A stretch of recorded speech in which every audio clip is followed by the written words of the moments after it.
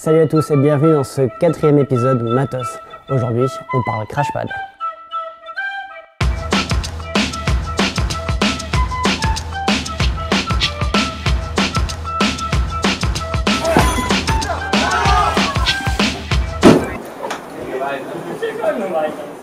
Lequel choisir? C'est une question qui revient de plus en plus souvent et c'est normal, il y a de plus en plus de choix. Donc c'est tant mieux pour nous, ça fait plus d'évolution, mais ça nous laisse aussi dans cette situation où on a ce fameux embarras du choix. Je ne vais évidemment pas vous dire lequel acheter, c'est toujours pareil, ils ont tous leurs avantages, leurs inconvénients et ça dépend bien sûr de votre utilisation et du lieu où vous allez l'utiliser. Le mieux serait, comme souvent, d'en avoir plusieurs. En tout cas, que vous cherchez un modèle polyvalent ou bien spécifique, il va falloir savoir sur quels critères s'appuyer au moment de faire son choix. Et c'est là que je vais essayer de vous aider. Taille, épaisseur, poids, technologie, mode de pliage, tout ça c'est important. Alors le plus important sans doute, c'est la qualité d'amorti. Alors je rentre pas trop dans les détails, les fabricants de toute façon gardent leur secret, mais en gros, un crashpad, c'est plusieurs couches. Vous allez avoir les parties supérieures qui sont plus denses et qui sont là pour répartir l'énergie du choc, et vous allez avoir la partie plus épaisse au milieu qui est là pour absorber le choc. Alors tout ça c'est pour expliquer de manière compliquée quelque chose qui va de soi. Plus c'est épais, mieux c'est censé amortir. Du coup le plus simple c'est de choisir le plus épais. Sauf que, eh bien évidemment, les plus épais c'est aussi les plus lourds.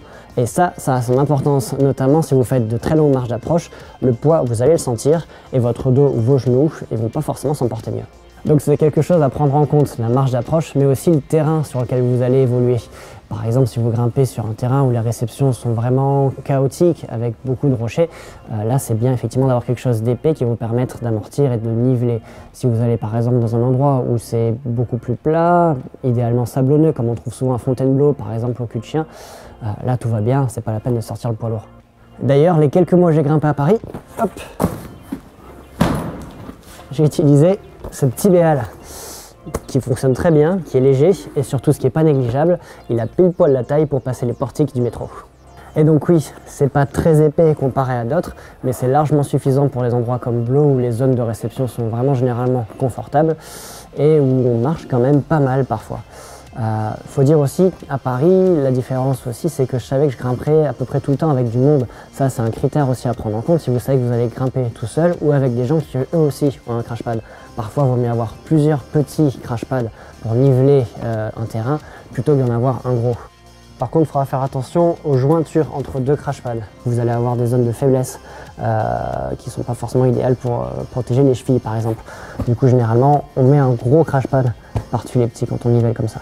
Alors je vous parlais de la taille, évidemment c'est un critère important, je ne vais pas vous faire de dessin, plus vous couvrez de surface, mieux c'est.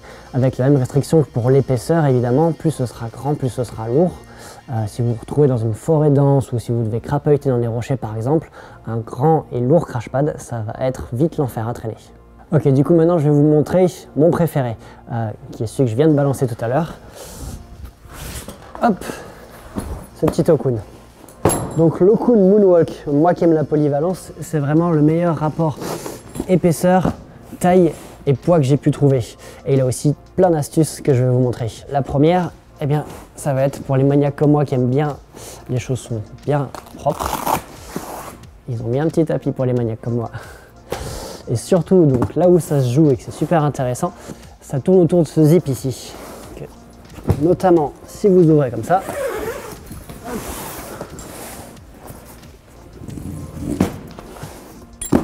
vous passez en mode traversée. Et enfin, quand vous refermez, donc mettons, j'ai fini ma séance. Et bien, donc là vous le repliez, et si vous refermez en dessous, et bien vous pouvez glisser toutes vos affaires dedans. Son seul défaut, ça va justement être son système de pliage, puisqu'en fait, et bien là où il y a pliure, ça crée une zone de fragilité ici pour vos chevilles et pour les éventuels rochers qui pourraient passer. Même si personnellement, moi, ça m'est jamais arrivé. C'est un problème que, par exemple, ce cassin a résolu avec une pliure en biais qui fait que ça pose moins de problèmes quand c'est ouvert. Mais l'idéal, c'est quand même de ne pas avoir de pliure du tout. Et donc, ceux qui n'ont pas de pliure, c'est ceux qu'on appelle le modèle tacos.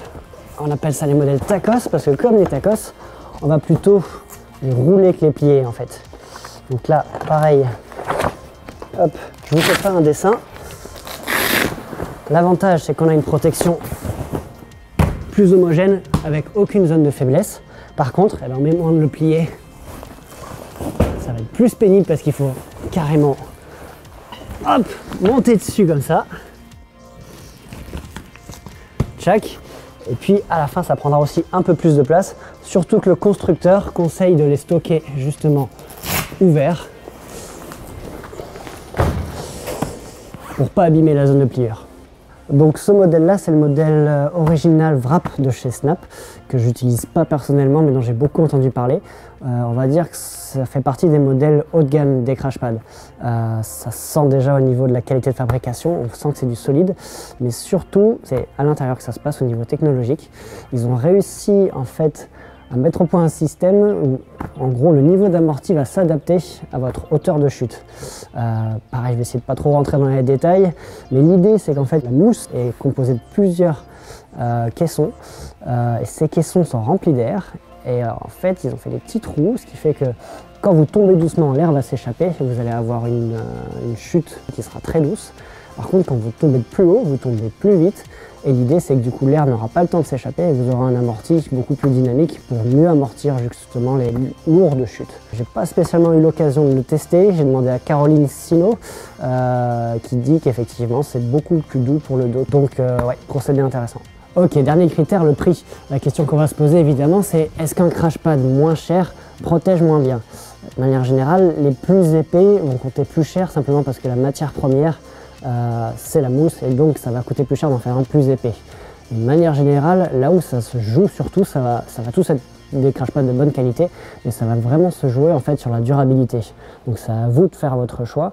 Vous pouvez peut-être en acheter un moins cher, mais il va peut-être falloir le renouveler plus souvent, ou en acheter un plus cher, mais qui vous durera plus longtemps. Voilà, je m'arrête ici. Forcément, c'est difficile d'être exhaustif parce qu'il y a tellement de modèles, ils ont tous des particularités. Tiens, d'ailleurs, celui-là, je l'ai piqué le dernier pour faire la vidéo. Du coup, on n'en a plus en stock sur le magasin, mais on va en recommander bientôt si celui-là vous intéresse. On a aussi plein d'autres modèles, n'hésitez pas à regarder le site si vous êtes plus pressé. Voilà, j'espère vous avoir donné des clés intéressantes au moment de faire votre choix. Moi, ce qui m'intéresserait maintenant, ce serait d'avoir vos retours d'expérience sur les crash pads que vous avez pu tester, notamment au niveau de la durabilité et au niveau de justement tous ces petits plus qu'ont certains modèles, savoir si ça fait la différence. Allez, grimpez bien et à bientôt.